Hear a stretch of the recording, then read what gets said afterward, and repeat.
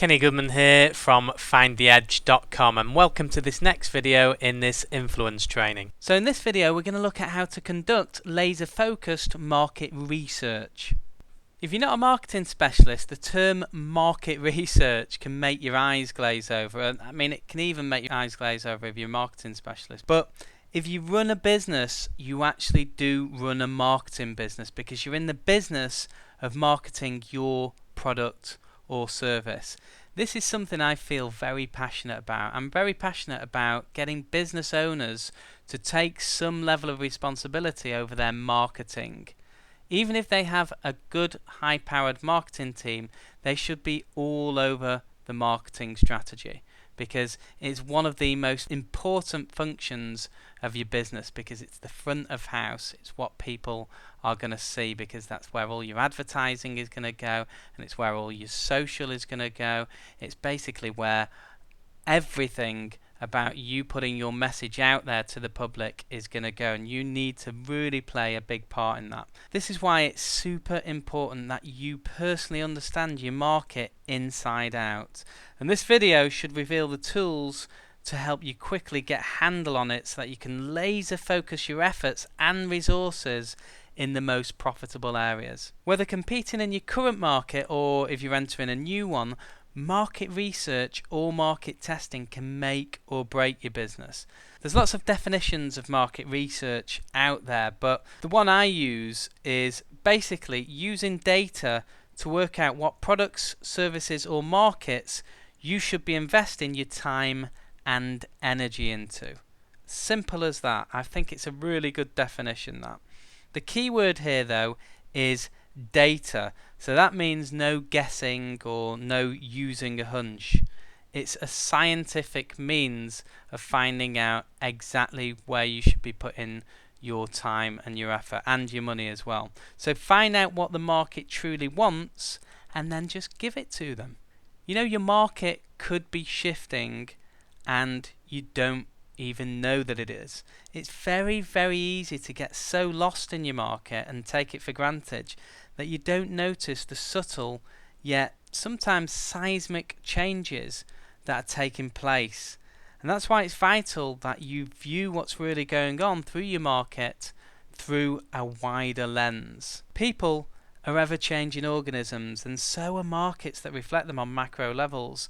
Shifts can be taking place without you even being aware, and instead of embracing these changes with your products or services, you can be unwittingly barking up the old tree or focusing your sights and resources on outdated, less profitable areas. It's easy to do if you're still making profits despite your misplaced efforts, but it can be even worse when you're not making any profits and panic sets in, because the intensity of your wrong choices can magnify massively. So you've got to ask yourself the question, is it time now to do a little bit of market research? I think unless you've just conducted some, it's always time to keep researching that market and keeping your finger on the pulse. Sometimes in-depth market research can be bypassed with some market testing, which can be done a lot faster using pay-per-click advertising. Pay-per-click advertising, if you don't know what it is, it's just where you actually pay per click. I mean, that sounds really insulting your intelligence there, but it's as simple as that, and Google do a lot of it. You know, you can do it on other search engines, you can do it using advertising agencies, and they can, you know, get pay-per-click on various websites. But we won't go into that in this video, that's for a later video. But you can definitely get some really quick results using pay-per-click, but it won't give you a picture of the overall market. You can, however, have an experiment set up and start getting results almost immediately, which is just revolutionary. I mean, we've been using pay-per-click for probably almost a decade now, but it just amazes me how quickly you can get results. And of course, this has the advantage of being totally current, whereas in-depth market research data is usually lagging slightly. Using pay-per-click and stuff is really good way for testing. It's really good for testing new products or services. If, however, you want to see what the overall market is saying rather than a small section, you'll need to dig a little deeper and look at the bigger picture. And you need to know what key areas that you should be keeping tabs on. So one area to look at is the actual size of the market. Is the market smaller or bigger than it was when you first entered. If it's shrunk, then maybe this is why you're feeling the pinch. Sometimes people think that it's shrunk when it's not, but if you can find out that it has shrunk, then this is probably why you're feeling the pinch. And it might actually be time to diversify your product line or even change markets, altogether. So depending on your market, there's a good chance that a market research firm has already done all the hard work for you. So to find out the current size of the market, you could try just searching in Google. Just do a simple search. A good example of a search that you might want to try is type in size of, so the word size of, then your industry, and then your location. So an example would be size of car industry UK. Or if that doesn't yield any results, you might want to try inserting the location, then the industry, and then market size. So for example, UK car industry market size. Or it could be UK dog food industry market size. You should yield some results by looking at this.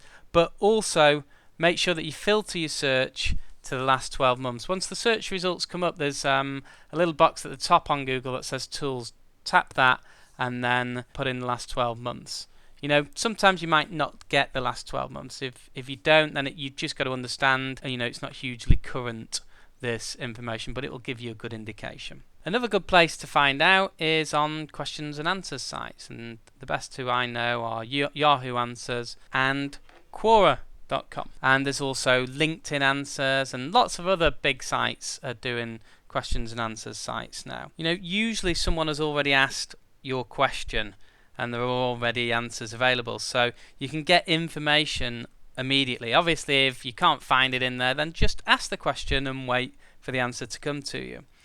I've found that some of the answers on Yahoo Answers don't always tend to be as credible as those on Quora, so it's always worth checking the source of the answers to make sure that they're reputable. Other good places for research can be industry publications or major research databases that can be found in most libraries. So the British industry research can be found at the British Library, and you can go to their website. It's a really long website, so I've used a shortener here. So just type in goo.gl/4JZP8.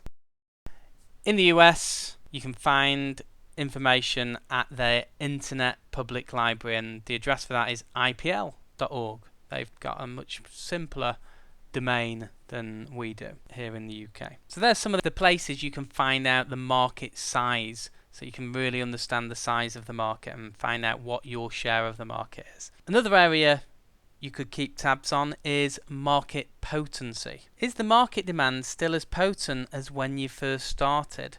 Or has it been watered down?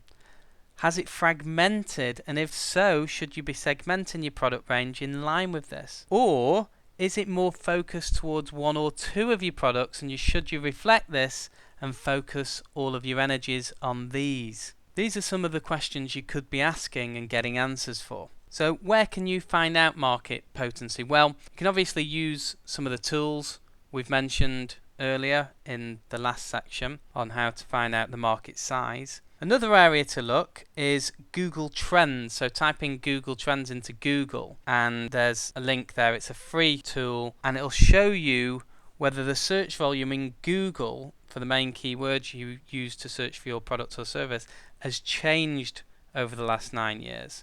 And we'll also show you some related terms people have been searching for on Google. So it gives you some good indications here. Remember, this is just an indication and it's not full blown. It's going to show you where the trends are going. I don't actually know whether Google take into account the amount of actual users on Google has increased over that period. I'm sure they probably do. But sticking with Google, you can actually use Google's keyword planner, and you can find this by searching in Google. Either search for Google's keyword tool or Google's keyword planner. Both will take you to the same place, and this will show you what other keywords people are typing into Google. It also shows the monthly search volume for any keyword or phrase, and may give you an indication to any segments of the market that you're wrongly ignoring, or any segments of the market that you're giving too much attention to and you shouldn't be. And also, as I mentioned in the last video, 6 places to find out your exact customers' wants and needs,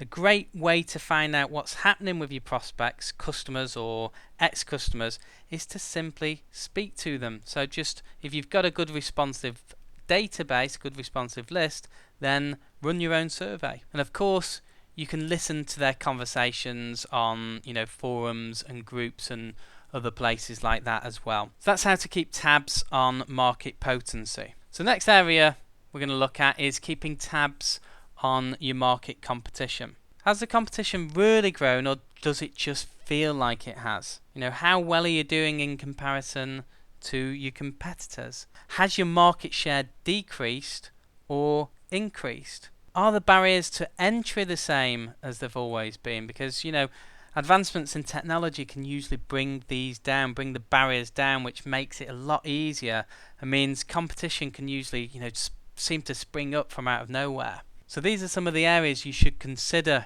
around market competition. But where do you find out about market competition? Well, depending on where you operate, the number of competitors within your market is probably published. And you can usually find this in the same way you found the size of the market and some of the other areas that we mentioned earlier. So you can use some of the same tools there. If you want to check on specific competitors, then you can always download their public accounts, or if you can't access these, then you can use other ways to monitor their activity by checking stats such as their website popularity. Now, of course, you'd always wish that you could get your hands on their Google Analytics, but obviously you can't do this. It's illegal and you wouldn't really want to do that. But without having access to these analytics, a crude way to see how the website is performing in comparison to yours is to check on sites like Alexa.com. This will give you an estimation, really. It's a rudimentary estimation of the popularity and volume of the traffic that the site receives. So it's one way of checking it out. I think the way they monitor is they have tools on millions of web browsers out there, and they're able to check people's web surfing activity, and they can check it that way. So it's a little bit like TV ratings. I think they take a small section of television viewers and then estimate it up from there. So there's some of the ways you can look and check out what's going on with your competition. So another area you may want to keep tabs on are your market demographics. Have the demographics in your market changed in any way? And if so, should you be changing the way you market your products? These things can change. Are more women buying your product these days? And currently a lot of your marketing campaigns are directed towards men. It's really worth knowing this very, very crucial and important information. So where do you find out market demographics? Well, as well as using some of the tools we mentioned earlier, Google and Quora and stuff like that, a quick place to check your demographics is quantcast.com.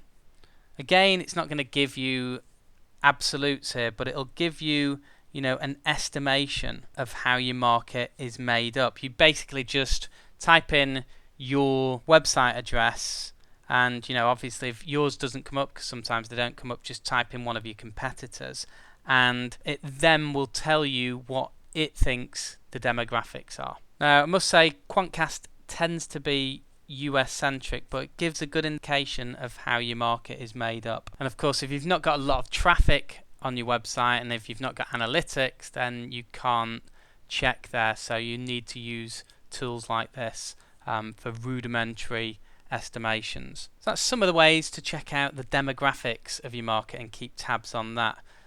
Another important area is the geography of your market. Are you targeting the right geographic locations for your product or service? Or are most of your potential customers somewhere else? It's worth thinking about, isn't it? If you've not checked for quite some time. So where do you find out your market geography? Well, again, you can use some of the tools we've talked about before. Again, you can use Google Trends, which will give a good indication of where people are based by typing in the main keywords for your market and then checking the results.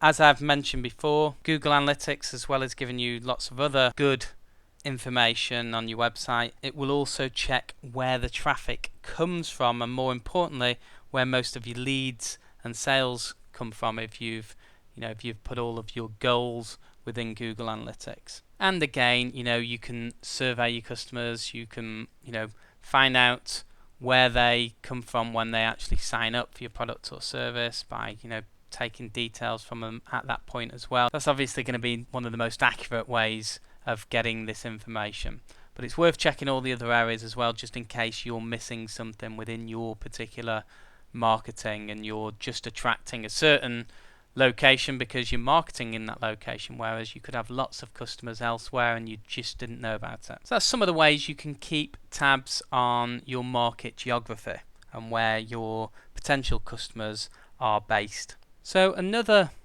area you should be keeping tabs on is your actual average customer spend. Has the average spend of your customers increased or decreased? And is this in line with the rest of your market and your competitors? If it is decreased, what other value can you offer your customers to increase their spend? What value can you offer?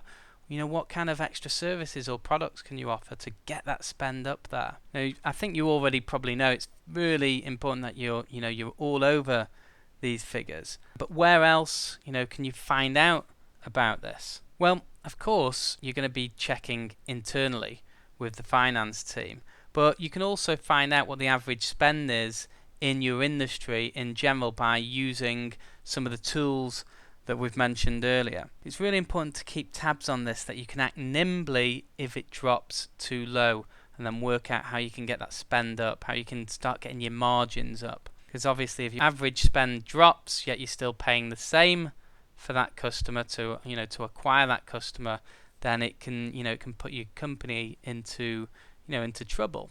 So it's really worth being all over this at every point and just making sure that you try and keep that at a good level. So that's some of the ways on keeping tabs on your customers' average spend, and that concludes this video. So I've hopefully given you some areas there that you should always have a good handle on to help you navigate the choppy waters of business. But the power lies here, and it's really important to say this, the power lies in you playing a hands-on role, even if you decide to use an outside consultancy, because this will give you a much stronger feel for your business and the profitable opportunities in your marketplace. I hope you enjoyed that video, and again, if you have any questions at all, just get in touch with me. I'm there for you to give you a hand with this if you need a hand. This is Kenny Goodman signing off, and I'll see you in the next video.